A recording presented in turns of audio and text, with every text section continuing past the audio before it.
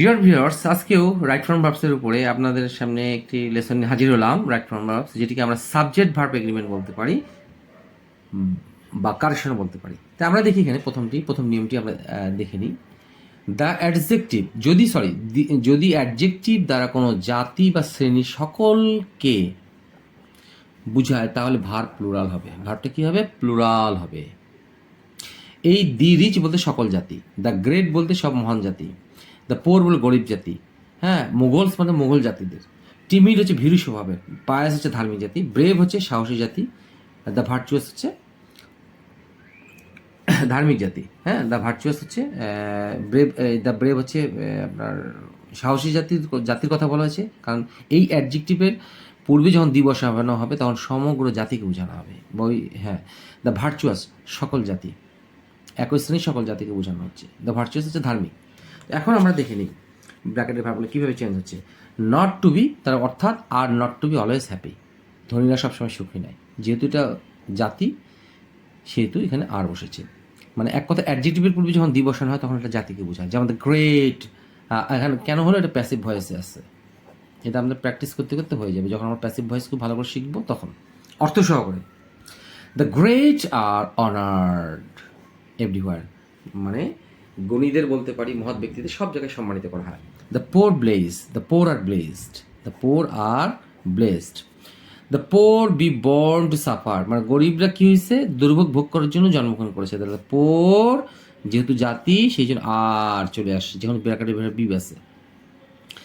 Mughals two B আর brave nation, Mughal জাতিরা খুব সাহসী জাতি, ব্র্যাকেটে টু এর মূল্য নাই, তাহলে দ্য মুঘলস এ বি এর জায়গায় চলে আসলো আর এই ব্রেভ নেশন। দ্য টিমিড হচ্ছে ভীরু স্বভাবের মানুষদেরকে বলানো হচ্ছে, এটা হচ্ছে ভীরু স্বভাবের মানুষ। ভীরু, the timid B always isolated মানে সবার থেকে বিচ্ছিন্ন থাকে, সবসময় বিচ্ছিন্ন থাকে, মানে আলাদা থাকে। দ্য টিমিড এই বিয়ের জায়গায় চলে আসলো কি? আর এই টিমিডটা হয়ে গেল আর always isolated. The pious be respected by all, তো যেহেতু এখানে দ্য পায়াস জাতি, তো এখানে বিয়ের জায়গায় আর চলে আসলো, আর রেসপেক্টেড বাই অল মানে ধার্মিকদেরই সবাই সম্মান করে। The brave deserve the fair, the brave subject যে ডু ভার্ব, যেহেতু এটা চেঞ্জ হলো না কারণ এটা থার্ড পার্সন না, জাতি বুঝাইছে। The virtuous be always happy, ধার্মিক জাতি, এটা হচ্ছে ধার্মিক জাতি আর always happy, the virtuous are always happy. তো আমরা এই লেসনটি থেকে জানলাম যে অ্যাডজেক্টিভের পূর্বে কোন অ্যাডজেক্টিভ, এমনি যদি রিস ধরি তাহলে হচ্ছে ধনী, হ্যাঁ হ্যাঁ, পোর যদি বলে তো গরিব, এটা অ্যাডজেক্টিভ। কিন্তু এই অ্যাডজেক্টিভের পূর্বে যখন বসানো হয় তখন বুঝতে হবে সেই সকল জাতিকে বোঝানো হচ্ছে। তাহলে ব্র্যাকেটের ভার্বগুলোও প্লুরাল হবে, এটা মাথায় আমাদের মনে রাখতে হবে। তো পরের পেজে চলে যাচ্ছি আমরা। বাক্যে যদি each, everyone, someone, somebody, anybody, nobody, none, nothing, anything, everything, something, any, every দিয়ে যদি শুরু হয় তাহলে থার্ড পার্সন হিসেবে ব্র্যাকেটের ভাব পরিবর্তন করতে হবে, অর্থাৎ সিঙ্গুলার ভার্ব বসবে, মানে থার্ড পার্সন হিসেবে বসবে। সবগুলোকে আমরা হি হিসেবে ধরতে পারি, সি হিসেবে অথবা ইট হিসেবে ধরতে পারি। থার্ড পার্সন যদি আমাদের বুঝতে অসুবিধা হয়, সেই হিসেবে এই ব্র্যাকেটের ভার্বগুলো চেঞ্জ হবে। তাহলে দেখেন ইজ আনসার বি 10 পয়েন্টস, তাহলে ইজ আনসার ব্র্যাকেটে বি এর জন্য ইজ চলে আসলো 10 পয়েন্টস। এখন প্রশ্ন আসতে পারে যে স্যার, বা আমরা এখানে ওয়াজ দিলে হবে না? আমরা অবশ্যই ওয়াজ দিলেও রাইট হবে। আমরা বলি যে প্রত্যেকটা আনসার 10 পয়েন্ট, তার এখানে হ্যাঁ, এখানে আনসারটা হচ্ছে প্রত্যেকটা আনসার হচ্ছে 10 পয়েন্টের।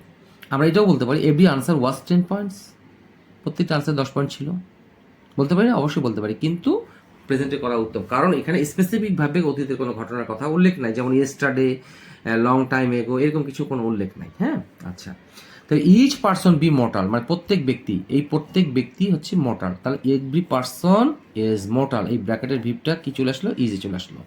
Every boy in is girl, আমাদের দেখতে মনে হবে যে is boy in is girl, আমার মনে হবে দুইটা সাবজেক্ট আলাদা, আমরা ভার্বগুলো করে ভুল। প্রত্যেক একজন ব্যক্তি, প্রত্যেক একটি করে মেয়ে। বাই এ মাগ মানে হচ্ছে মগ, পানি খাওয়ার মগ টক এরকম হবে। তো each boy and each girl buys a mug. এখন আমি এখানে একবার একটু ডিফারেন্ট করার চেষ্টা করেছি, প্রেজেন্ট পারফেক্টে করেছি, এটা পাঁচটা করলেও হবে, কিন্তু প্রেজেন্টে করার উত্তম, প্রেজেন্ট ইনডিফিনিটে করাটা উত্তম, বা প্রেজেন্টে কোনো একটা টেন্স করা উত্তম। তাহলে every boy and each girl buys a mug বলতে পারি, এটা কিনে, অথবা every boy and each girl has bought a mug, এটা বললেও হবে, তো আমার প্রেজেন্টে করা উত্তম। ইচ অফ দেম, দেখেন আমরা এই দেন দেখে আমরা করি কি ভার্বটা প্লুরাল বসাই দিই। আসলে এটা সঠিক হবে না, ভুল হবে। এগুলো হচ্ছে বোকামি। ইচ অফ দেম, এই প্রত্যেক একটা ব্যক্তি পাসেস ইন দ্য এক্সাম, প্রত্যেকটা ব্যক্তি পরীক্ষাতে পাশ করেছে। তাহলে আমরা একটা জিনিস শিখতে পারতেছি এখান থেকে, এখানে each, every one, somebody, anybody, nobody, যত কিছুই থাকে, everything, anything, something, any, very, প্রত্যেকটি থার্ড পার্সন হিসেবে ধরে ব্র্যাকেটের ভাবটাও থার্ড পার্সন হিসেবে বুঝবে। এটাই আমাদের মনে রাখতে হবে।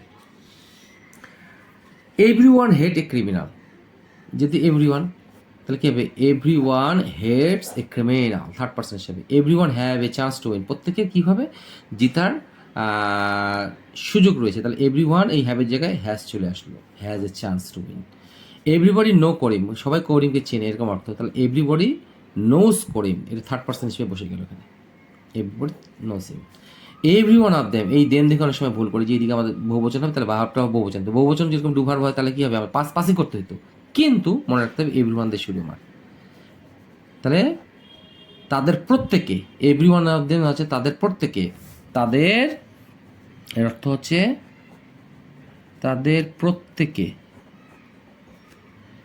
পরীক্ষায় পাশ করেছে। Every one of them passes in the exam. Somebody call me by name, call me my name মানে নাম ধরে ডাকা, কারণ নাম ধরে ডাকা, নাম ধরে ডাকা।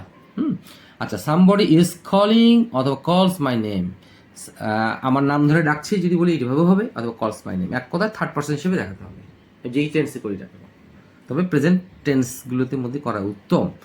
Anybody be absent in the class, এখন বি বলতে এম ইজ আর ওয়াজ আর বসতে পারে। এখন এনিবডি যেহেতু থার্ড পার্সন, সেই জন্য এখানে ইজ বসাইছি। এখন প্রশ্ন হচ্ছে যে এখানে ওয়াজ বসানো হলো, আমি পাস্ট টেন্সে যদি দেখাই প্রত্যেকে ক্লাসে অনুপস্থিত ছিল, এনিবডি যে কোনো একজন ক্লাসে অনুপস্থিত ছিল, তখন কী হবে? ওয়াজ দিতে পারি, অবশ্যই দিতে পারি, কিন্তু যেহেতু অতীতের কোনো ঘটনা এখানে উল্লেখ নেই, সেই জন্য প্রেজেন্ট টেন্সে আমি করার দেখানোর চেষ্টা করছি, দুটোই রাইট। তো আমরা এই লেসন থেকে বা এই নিয়ম থেকে আমরা কী শিখলাম? যে এই প্রত্যেকটি সাবজেক্টের পর each, someone, somebody, anybody, nobody, more, এগুলোর প্রত্যেকটির পরে বা এভরিথিং, সামথিং, এনিথিং, নাথিং, এগুলো প্রত্যেকটি পরে সিঙ্গুলার ভার্ব বসবে, অর্থাৎ থার্ড পার্সন হিসেবে ভার্ব বসবে। তো পরের পেজে আমরা চলে যাই। নাথিং, ওইটারই আবার শেষে অংশটা আছে, যেহেতু আমি আবার একটু দেখানোর চেষ্টা করছি, এই যেখানে নাথিং, এনিথিং, এভরিথিং এগুলো আছে, এইগুলোর এক্সাম্পলগুলো দেখানোর চেষ্টা করছি। আচ্ছা, nothing be possible to me, nothing আমার কাছে কিছুই অসম্ভব বলে কিছুই নেই, আমার কাছে কিছুই অসম্ভব বলে কিছু ছিল না, দুটোই রাইট। তো আমরা প্রেজেন্টটা দিয়ে করা উত্তম। এভরিথিং ইজ আন্ডার কন্ট্রোল, সব কিছুই নিয়ন্ত্রণে, তাহলে এভরিথিং নিয়ন্ত্রণে যদি বলি তাহলে ইজ দেবো, আর যদি নিয়ন্ত্রণে ছিল তখন কী হবে? ওয়াজ আন্ডার কন্ট্রোল, কারণ এটা থার্ড পার্সন হিসেবে ধরতে হবে আমাদেরকে। এগুলো প্রত্যেকটি থার্ড পার্সন হিসেবে বসবে। Something is better than nothing, মানে নাই মামার চেয়ে থেকে কানা মামা ভালো, তা something is better than nothing. Something surprise her lot, a lot, মানে তাকে কিছু একটা তাকে বড় রকমের আশ্চর্য করেছে। তা সামথিং সারপ্রাইজেস যদি আমরা প্রেজেন্ট ইমপ্লিমেন্ট করি, তাহলে এটা যেহেতু থার্ড পার্সন হিসেবে এটা সারপ্রাইজেস হবে। যদি প্রেজেন্ট পারফেক্টলি করি তাহলে হ্যাজ সারপ্রাইজড হার এ লট, তাকে অনেক আশ্চর্য করেছে। Any of the books will do, যে কোনো একটি বইয়ের যে কোনো একটি, বইগুলোর যে কোনো একটি দিয়ে আমার কাজ চলবে। এভরিডে সিম, আমরা সিমসও বলতে পারি, আর সিমড এটা হচ্ছে মনে হওয়া, আরটা হচ্ছে মনে হয়েছিল। তাহলে প্রত্যেক দিন মনে হয়েছিল তার কাছে একই ধরনের, আর এটা প্রত্যেকদিন তার কাছে একই মনে হয়, দুই অর্থ। এখন আসি আজকের লেসনের শেষ অংশে। এখন আমি বলেছিলাম, আমি একটু আবার দেখিয়ে রাখতে চাই যে এই শব্দগুলোর পর আমার এই উপরের শব্দগুলো প্রত্যেকটি একটি করে থার্ড পার্সন হিসেবে সাবজেক্ট, এগুলো আমরা ধরে রাখতেছি, এগুলো প্রত্যেকটি থার্ড পার্সন, এক কথা থার্ড পার্সন সিঙ্গুলার নাম্বারে এগুলো প্রত্যেকটি, সেই হিসেবে ভার্বটাও সিঙ্গুলার হয়েছে। কিন্তু এখানে আর একটা জিনিস দেখাতে চাই পরের পেজে, এই ইজ যদি বহুবচন সাবজেক্টকে বোঝায়, মনে রাখতে হবে এইটি একটু বোঝার বিষয়, যে তাহলে ভার্বটা প্লুরাল হবে। এখন কিভাবে আমরা বুঝবো এটা ইজটা বহুবচন? আমাদের এই এক্সাম্পলগুলো করলেই বুঝতে পারবো আমরা। দেখিনি আমরা এক্সাম্পলগুলো। দ্য মেম্বার্স, দেখেন প্রথমে অফের বামে প্লুরাল সাবজেক্ট থাকবে, the members of their family each, মানে এনাদের পরিবার প্রত্যেকে বি এডুকেটেড অথবা লেটারলেস। এডুকেটেড হচ্ছে শিক্ষিত, লেটারলেস মানে হচ্ছে নিরক্ষর, মানে যে লেখাপড়া কিচ্ছুই জানে না। তা the members of the family each, এই যে এখানে বি এর জায়গায় আর চলে আসলো, আর এডুকেটেড অথবা লেটারলেস, হয় শিক্ষিত বা অশিক্ষিত, এরকম অর্থ প্রকাশ করতে পারে। The works of the organisation, মনে রাখতে হবে ইচ, এই অর্গানাইজেশনের ওয়ার্কাররা, কর্মীরা, এই হিসেবে আমাদের এইখানকার ভার্ব চেঞ্জ হবে। The workers of this organisation each, মানে এই অর্গানাইজেশনের প্রত্যেকটি ওয়ার্কার উইন এ লটারি। এখানে কি করতে হবে আমাদেরকে, এখানে আমি বোকামি করেছি, এটা করতে হবে have, have won A lottery. তাহলে এই অর্গানাইজেশনের প্রত্যেক কর্মীরা এই অর্গানাইজেশন প্রত্যেক কর্মীরা কী হচ্ছে, হ্যাভ ওন এ লটারি। তাহলে কী হচ্ছে, হ্যাভ ওন এ লটারি আমরা এইভাবে করতে পারি, অথবা উইন।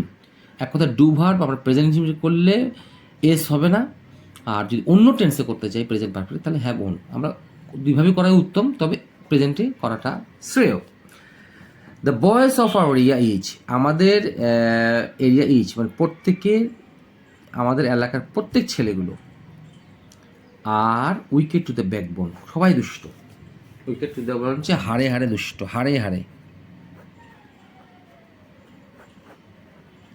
দুষ্ট, উইকেট হচ্ছে হাড়ে হাড়ে দুষ্ট, হ্যাঁ, উইকেট টু দ্য ব্যাকবোন। তো আশা করি আপনাদের লেসনটি ভালো লেগে থাকবে, বিশেষ করে এই নিচের লেসনটি খুব ভালো করে দেখবেন, যে ইজ দিয়ে যখন সাবজেক্ট হিসেবে প্রথমে বসবে না, তখন ভার্ব হবে প্লুরাল, সোজা কথা। আমরা যখন সাবজেক্টের পর এখানে এদিকে ইজ দেখবো, তখন বুঝতে হবে এই আমাদের এই সাবজেক্টগুলোকে বোঝানো হয়েছে, বহুবচন সাবজেক্টকে। অর্থাৎ বহুবচন সাবজেক্ট হলে বহুবচন ভার্ব, সোজা হিসাব। তো আশা করি আপনাদের লেসনটি ভালো লেগে থাকবে। ভালো লেগে থাকলে অবশ্যই লাইক, শেয়ার, কমেন্টস করবেন, যাতে করে আপনাদের মাধ্যমে এই লেসনটি দ্রুত অন্যদের কাছে পৌঁছায়, খুব সহজ। আসসালামু আলাইকুম।